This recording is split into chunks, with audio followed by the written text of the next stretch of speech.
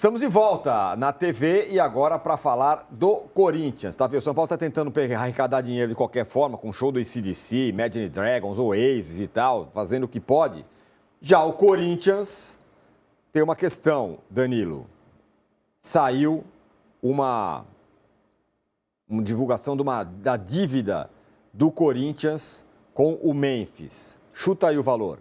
Eu tô vendo na tela ali, ó. Ah, pô, que sem graça. 23 milhões, meu amigo. Assim, não chega a ser novidade, né? Que o Corinthians esteja devendo nem só para o Memphis, mas para outros jogadores também.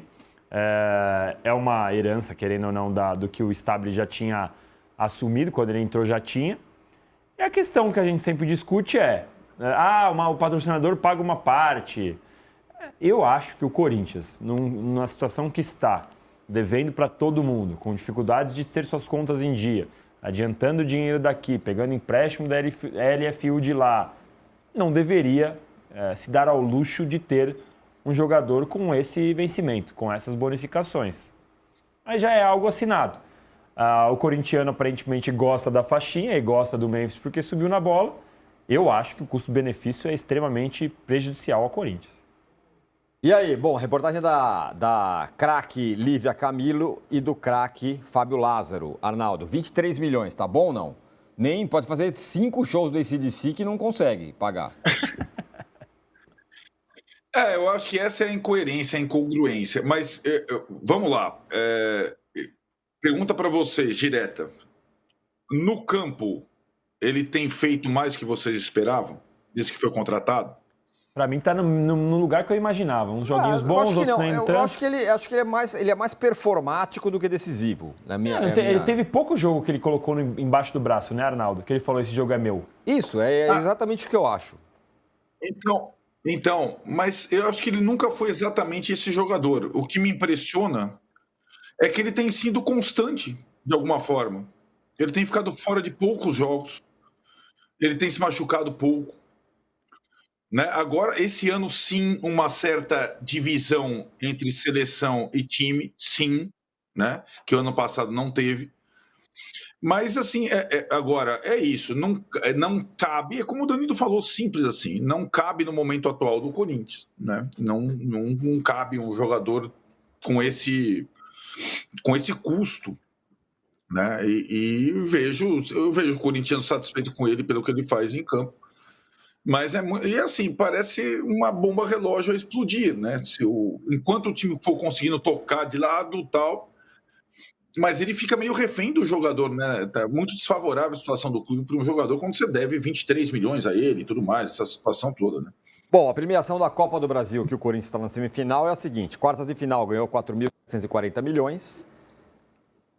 Por chegar na semifinal, 9.922 milhões. Se for vice-campeão, 33,75 milhões. Se for campeão, 175 milhões, sendo que uma parte dessa premiação vai para o Memphis também, não é isso?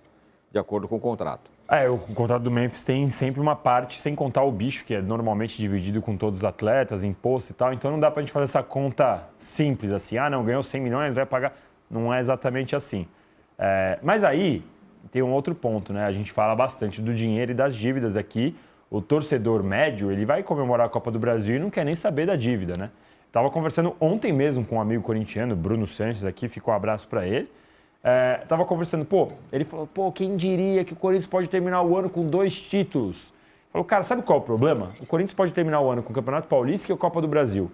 E o ano que vem, se continuar assim, vai de novo disputar a parte intermediária do Campeonato Brasileiro, vai de novo correr o risco de cair na pré-Libertadores, porque o Corinthians não dá sinal de que vai melhorar e vai se organizar e vai se estruturar. Vai ficar nessas, ganhou um Paulista, ganhou uma Copa do Brasil. Aí, ano que vem, disputa de novo, 11ª, 10ª colocação, cai na fase de grupos, cai na pré-Libertadores, aí joga Sul-Americana, eliminado na semifinal, fica ali no mata-mata, tenta ganhar a Copa do Brasil.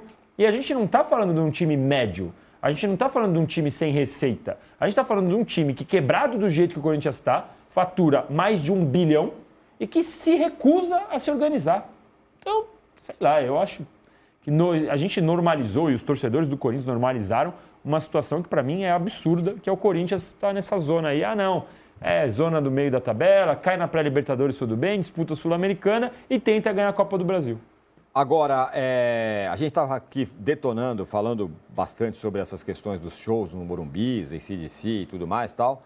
Vamos combinar que são situações... Os dois times estão em situações difíceis, né? Difíceis. Os dois times estão em situação difícil. Mas é uma coisa incomparável, pelo menos à primeira vista, sim. Onde está o Corinthians, onde está o São Paulo. Na UTI entubado, o outro é a semi-intensa, sei lá, sabe assim? Uma comparação para mim é isso. Não é? A gente pode reclamar das questões do São Paulo, mas pelo menos o São Paulo está tentando ir para um outro lugar, né? Sim, mas eu acho que com muita, como eu definiria, com muita indecisão, pouca clareza, pouca efetividade, pouca transparência. Pouca coragem, né? Eu diria, viu, Arnaldo? Pouca estratégia. Então, eu acho que é louvável que o São Paulo não vá para o tudo ou nada e não quebre, porque talvez fosse a tendência para esse ano se a coisa continuasse daquele jeito. Mas é necessário ter cuidado com todos os detalhes, como teve lá o Flamengo no início, você sempre fala, Tiro, né, no plano de recuperação. Foi muito mais efetivo o plano de recuperação do Flamengo, muito mais transparente. E assim, o Danilo falou da perspectiva do Corinthians para o ano que vem. A perspectiva do São Paulo qual é? É continuar nesse progresso mínimo, passo a passo, ou esse progresso mínimo em termos financeiros é só mediante a venda de 6 jogadores da base por ano, né? Qual é o fim dessa história? Qual que é o plano que o São Paulo tem? Isso não está claro até agora, né? O que está claro é que o São Paulo livrou um monte de transfer ban na frente dele, ele não está insolúvel, ele está mais viável para ser negociado, né? Se você for espremer. O Corinthians de fato, uma bomba relógio. Porque é mais do que o Michael dando entrevista, dizendo que para ele, para os jogadores é horrível, toda hora vê a manchete do Corinthians e tal. O Maicon, cria do Corinthians, falando, não sei se eu fico, não sei se eu quero ficar, porque... Além da dívida com o Memphis, o Corinthians tem uma lista de débitos com antigas contratações em valor que já totaliza 125 milhões. As dívidas são as condenações da FIFA por acordos não pagos de temporadas passadas.